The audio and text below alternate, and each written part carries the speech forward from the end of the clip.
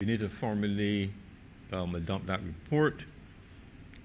Those honorable senators in favor of the adoption of that report, please say aye. Aye. Those against it, please say no. We think the ayes have it. Report of the selection committee is hereby adopted. Public business resumed. Public business. Order number 3.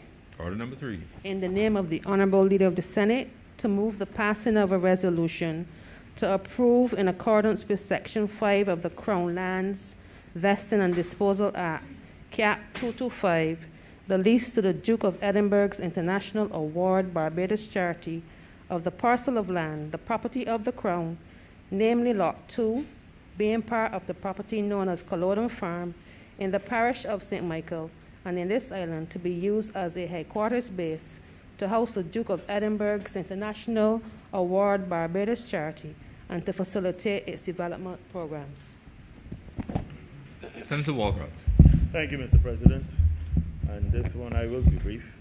The Duke of Edinburgh's International Award Barbados Charity for several years had expressed an interest in leasing this property, and the property is to be used as a headquarters base to house the charity and to facilitate its development program in Barbados. The charity proposes to undertake, apart from the lease, the full restoration of the property at an estimated cost of $4 million Barbados. In addition, the Duke of Edinburgh's International Award Barbados Charity would also be seeking to introduce new skills for participants to undertake in pursuit of their awards. It is planned that this will include a number of areas: hydroponics, small animal husbandry, fish farming, and green technology. And sections of the grounds and buildings would also be used to facilitate community activities aimed at broadening their programs and participation in the community. This property there is listed as a heritage property, and it is currently in a very poor condition. The Duke of Edinburgh's International Award Barbados Charity intends to undertake the full restoration of the property, and in particular the main house to its original state, and refurbish the same with suitable period furnishings typical of that which would have obtained while the property was used as the Prime Minister's official residence. It is expected that on completion of the restoration, the main house and grounds would be again open for heritage tours, and a classic fine dining boutique restaurant is also envisaged as part of the program, gravitates toward a more self-sustaining platform. I believe in this regard, the normal processes have been followed, and in conjunction with Barbados Revenue Authority, they looked at the market value of the property. It was $3.6 million, but the structure on the site were only valued at $1.14 due to obsolescence. They then looked at the open market rental values of the property and said that it could be about $264,000 per annum. But in light of the factors outlined above, the Ministry of Housing and Lands considered that the Duke and Edinburgh International should be required to pay a nominal rent of $1,200 per annum in view of the planned restoration, in view of the national significance and historic importance of this property. Clearly, the Ministry had no objections, and it has been agreed that the lease would be for a period of 25 years with an option to renew for a further 25 years. The lease should have a 5-year notice break clause exercisable after the second rent review. And essentially, this is the matter before Senate.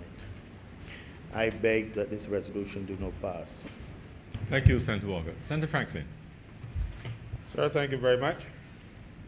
I know it's late, and you know I'm usually brief.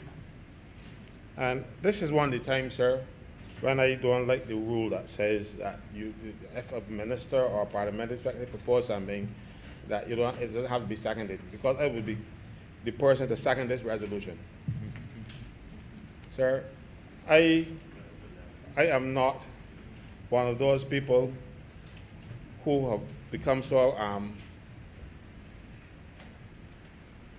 racist or reverse racist, not because this is black people doing the other thing, that I would be opposed to the lease of this thing, to the Duke of Edinburgh Award scheme. I know the work of the Duke of Edinburgh Award scheme from a boy. Mind you, I didn't take part in it because in those days, sir, I had a lot of other extracurricular activities, and I was also very attractive to the young ladies, so something had to give. So I didn't bother with the Duke of Edinburgh Award thing, but I have very many friends who participated in that program, and it's a good character building measure for young people. You know, we've had a lot of people in this country complaining that, oh, this was the home of the former prime minister and it should not be this and that, and a lot of rubbish. You know, I was ashamed of them. One of them even told me that they want me to oppose it when it comes here. That's the only reason I got it, because I wanted them to know that this government has done a lot of crap, but this is not one of them. You know, I think it's a good measure. Look, the resolution says, I got it outlined here, and where is Duke of Edinburgh Award? I have it marked up because, where is it now? Where there's provision that it would be reinstated. Yes, here it is. So it's former glory. One of in the second schedule, Item 1, it said the Duke of Edinburgh Award, International Award, Barbados Charity shall be responsible for the full restoration of the main house to its original architectural form within the first 5 years of the initial lease period. You know what it means? That everybody will be proud to see the house restored. Because right now, I didn't hear anybody complaining that powers were living in it, you know, or that powers were getting access to this house and had a big bunch of rats and all kind of down there. But all of a sudden, it's going to be restored to its former glory, but because it is being done now and being leased to a developmental body, and an international developmental body, you hear a lot of people in Barbados with this self-righteous nonsense talking about, oh, this is Alvara's thing. I think Alvaro would have been proud. I didn't know him very well. I spoke to him a couple of times. But, sir, we have to stop this nonsense. You know? But this what do you call it, no? Oh, your xenophobic crap. You know, we live in a world, maybe not by ourselves, and I'll tell you something, like Senator Rogers was talking yesterday, and I made a mention of it. You know, none of us are without some sort of European ancestry, some more than others. But that's the reality of the thing. And I'm not going to hate one and love the other, because I understand, like my great-great-great-grandfather, he came from Bristol. I don't think there had any black people in Bristol in those days, you know? 1830-something. So, Mr. Chairman, I am happy, and Mr. President, sir, I'm happy to be associated with this resolution, and I give the government my unreserved and wholehearted support in this matter. Senator Walker, this government has been doing so many things wrong. So when they do something right, I have to say so. Right now we are going to get this house restored, and it's still going to be Barbados, you know. We ain't selling it to anybody that's never come back to Barbados. It is a lease. The Crown will still own this property, and the people of Barbados will still have access to it. We are getting, this is a win-win. And I'm happy that the place, that the dump that it was, that it is now, is being restored to its former glory. And we getting it, and we getting that kind of input, and then we getting that $1,200 a year. You can't get better than this thing. So I support the government on this one. Thank you, sir. Thank you very much, Senator Franklin. Senator Walcott. Mr. President, I beg that this resolution do not pass. The question is that this resolution do not pass. Those honorable senators in favor, please say aye. Aye. Those against, please say nay. Methinks the ayes have it. This resolution is so passed. Mr. President, this brings us to the end of our business for today. And as we come to the end, I must first express my thanks to all the honorable members who've been here. It's been a long, it's been 3 days, 3 tedious days. And I want to thank all of you for your participation, your keen participation. And at times rather fierce debate. But we know this is not, as I often say, this is not a living room where you have tea and sandwiches. This is a political area. And so I thank you all for your participation. Mr. President, I want to thank and commend the Clerk of Parliament and the Deputy Clerks for their assiduous work, and of course the Marshal and his deputy, the members of staff of Parliament, indeed the members of the police force and the security, and of course, importantly, the catering staff for being here. I believe they've been here the entire week, even though they've been here 3 days with us. And again, to thank them and express appreciation for their work and their dedication to duty. And as we go into Holy Week next week, that it would be a time of reflection. Remember the importance of the Holy Week and what it means to those of us who are Christian.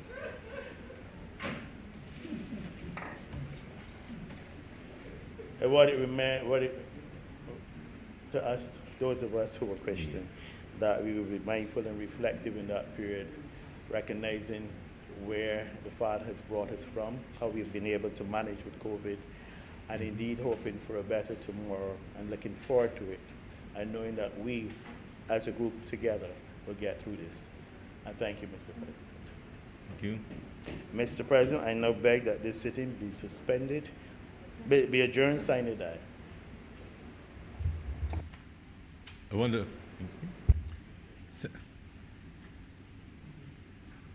Thank you, Senator Franklin. Speaking on the adjournment, I want to associate myself with your remarks and add my thanks to all that you have thanked. But I also want to thank you, honorable members, for your great participation, spirited debate during the whole 3 days. We've covered many areas. But I thank you especially for this evening. We had to take an adjournment to allow for the formality of the proclamation, and I thank you for staying the course with us so that we could, in addition to the appropriation bill and all the other legislation, facilitate that very important matter for the management of our public affairs, especially in the context of COVID-19. So I want to thank you for your presence, your commitment to duty.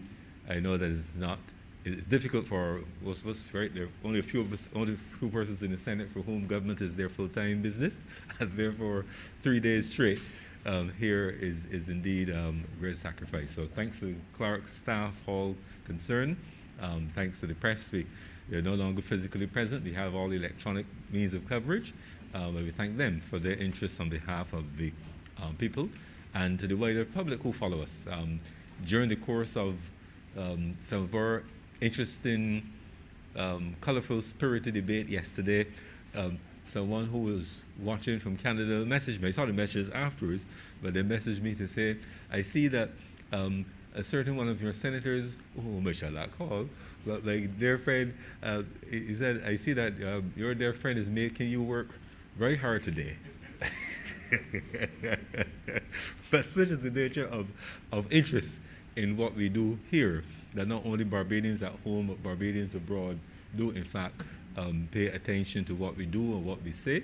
I thank you for your great contributions during the week, and I'm sure that they're also very, very pleased with the level of discourse and debate which we've had. So thanks once again to all. The question is that the Honourable Senate do now adjourn, sine die. Those honourable senators in favour, please say aye. Aye. Those against, please say no. We think the ayes have it. Just a reminder that dinner is served downstairs, a fitting conclusion to our work. The sitting now stands adjourned.